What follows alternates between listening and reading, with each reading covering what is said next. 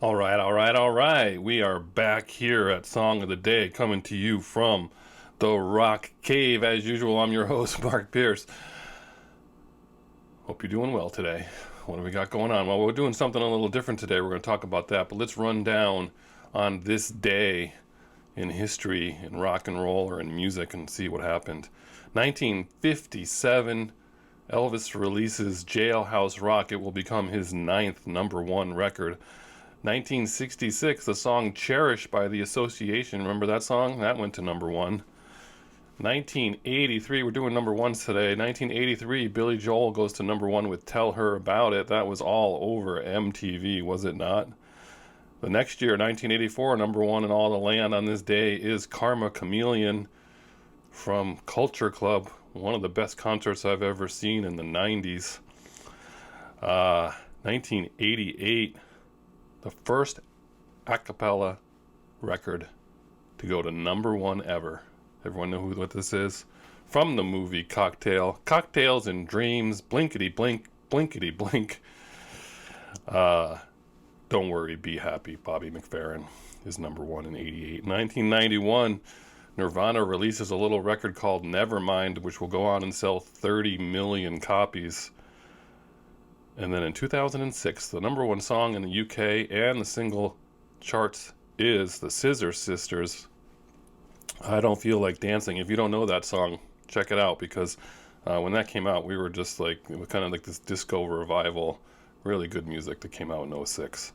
So that's your rundown on this day. So what are we doing today? Well, this is the Rock Cave, and I have said over again that it won't always be rock and roll that we present here, because I listen to all kinds of music for the most part.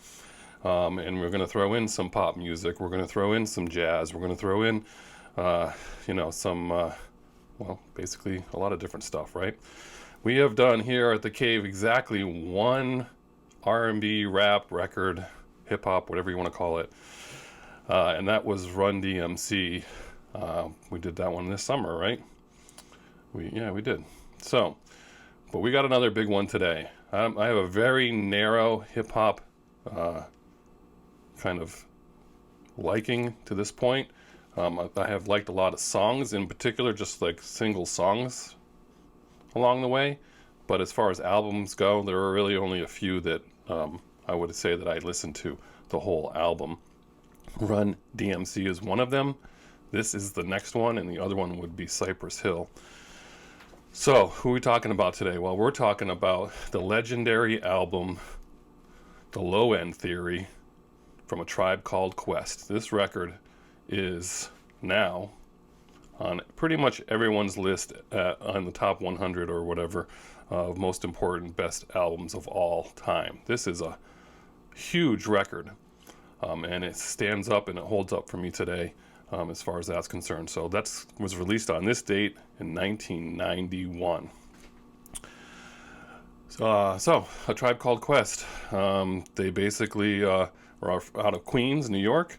It's their second record. They had put out their first record. And who is in this band? This is Phife Dawg, Q-Tip, Ali Shaheed Muhammad, and Jarobi White was on the first album, and he dropped out during the recording of this album.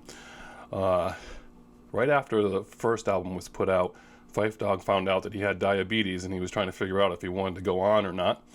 And they had a long discussion with Q-Tip, and Q-Tip said, yeah, let's keep going, let's make a record, and we'll put your vocals in some more too, we'll give you some more attention. And around that time, they heard Straight Outta Compton, and that really influenced them as far as wanting to move on and put out a record. Now, this record did go platinum.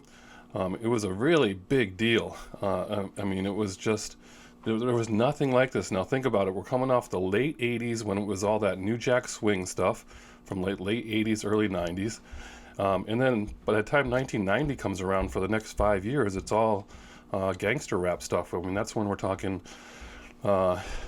Public Enemy, Cypress Hill's 93, Ice Cube, Ice-T, all that stuff is all early 90s. This is 1990. And this is a mixture of jazz and rap like you've never seen before. This whole album is just really kind of mellow. And it's all downbeat stuff they use a double bass on this record. I mean, no one had used a double bass. What's the double bass? Remember, the double bass, the giant, it's the largest stringed instrument, the lowest pitch in an orchestra. They even hired Ron Carter for one of the tracks, very famous double bass player, over 2,000 recordings, 2 Grammys. They used him on Verses from the Abstract. That guy has 2 Grammys. So I had never heard anything like this before, obviously, and I was just really drawn to it. I liked the downbeat stuff. It's very minimalist. There's only a drum, really a drum and a singer, and it's really just, I don't know, it's hard to explain. You have to listen to it. It's just total minimalist. Just the bass, the drum, and the singer. That's it. So the topics are also, they do have a lot of fun. There's a lot of wordplay in between Phife Dawg and Q-Tip. He produced it, Q-Tip did. I like the banter back and forth between them. It sounds like they're having fun. It's a very socially conscious record. It covers relationships, date rape, the hip-hop industry, consumerism, but they're also having a good time. Of note, this is considered the breakout for one Busta Rhymes. He is a guest vocalist on the song Scenario, and that's where they say that he was 19 years old and he was pretty much launched from there. This record went to number 45 on the Billboard Hot 100 and number 13 on the R&B Hip Hop Hot 100. I'm surprised. I think it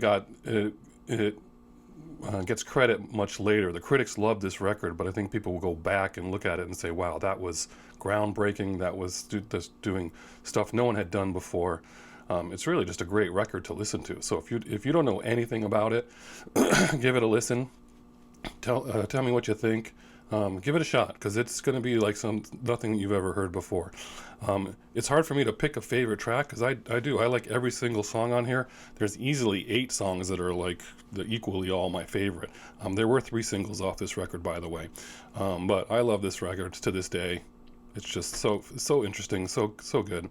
What do you got for tracks? You got Excursions, Buggin' Out, Rap Promoter, Butter, Verses from the Abstract, Show Business, Vibes and Stuff, The Infamous Date Rape, Check the Rhyme was a single, Everything's Fair, Jazz was a single, Sky Pager, the song What? I just like the song What? It's just like, you gotta check it out. Anyway, and Scenario was the last song, and that was the 3rd single. So how do I pick a song of the day when I'm going to be pasting a lot of these songs I want you to check out? For me, it was either Excursions or Buggin' Out. I had to go back and forth, but I'm going to do Buggin' Out.